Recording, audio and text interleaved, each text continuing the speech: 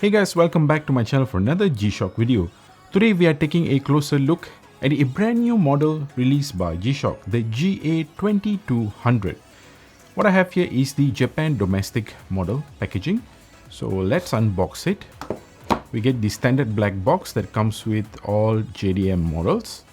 Let's quickly check what do we have on the inside. This is the manual in Japanese language. We have the price tag over here. Price tag usually has basic features along with the model code GA-2200M-1AJF, price 17,600 Japanese yen. Right, and finally onto the watch itself.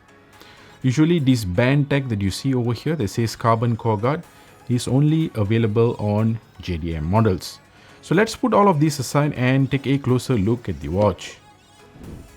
This is a medium-sized G-Shock watch measuring at 50.8mm lug to lug, 47.1mm width and thickness at 12.8mm. The watch weighs 57 grams. The watch design has lots of design similarities with the GA-2000 model. The straps, they are really thick and feels very tough. There are lots of strap holes which allows you to have a better fit when wearing this watch. Looking at the top straps, we have a standard black keeper along with a plastic buckle. On the inside of this buckle, it says Thailand. Looking at the back of the watch, just like the GA-2000 model, these straps get a quick release mechanism. There is a cover for the case back on this watch, which protects it well. However, one big disadvantage for having this design is that water and dirt tend to get trapped in between the cover and the actual case back. This watch has carbon core guard design, hence the logo. The model code is GA-2200 and the module number is 5674, and the watch is cased in Thailand. Back to the front of the watch. The watch gets a basic mineral glass. G-Shock has given it a rugged design look by integrating 6 screws at the top of the bezel. The buttons on this watch are large and easy to press. The light illumination button is at the front, and activating the light, we get dual LED design for both the analog hands and the LCD screen. I hope G-Shock does this to all their analog digital watch. The watch face design is pretty interesting in my opinion. Starting with the mode indicator dial, G-Shock says the design is inspired from the brake discs on a car. This is enclosed within a semi-circle ring.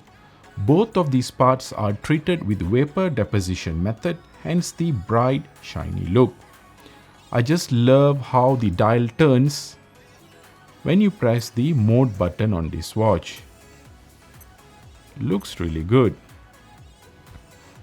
The negative display runs diagonally between the 4 o'clock and the 6 o'clock position.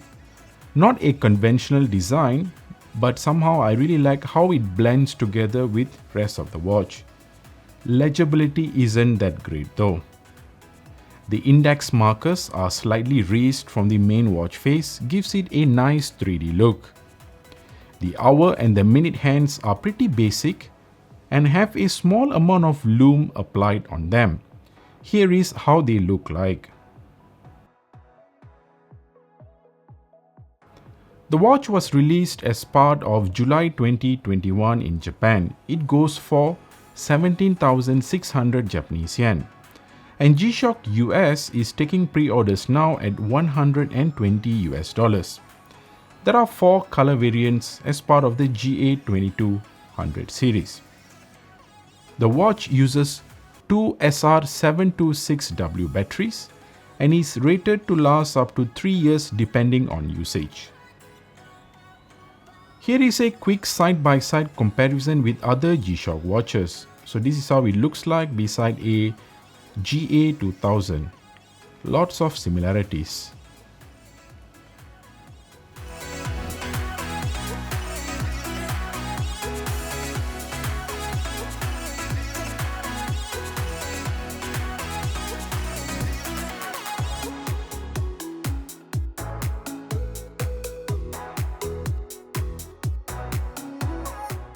Here is a quick wrist shot of this watch.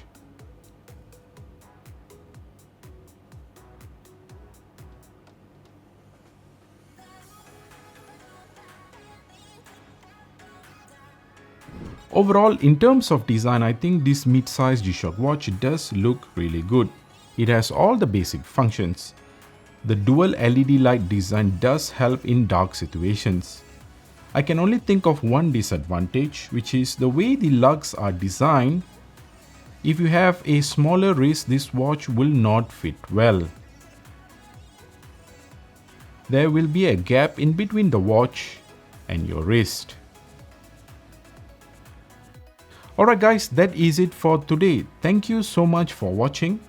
Please do hit the subscribe button if you'd like to see more G-Shock contents. Till next time, stay safe and I'll see ya.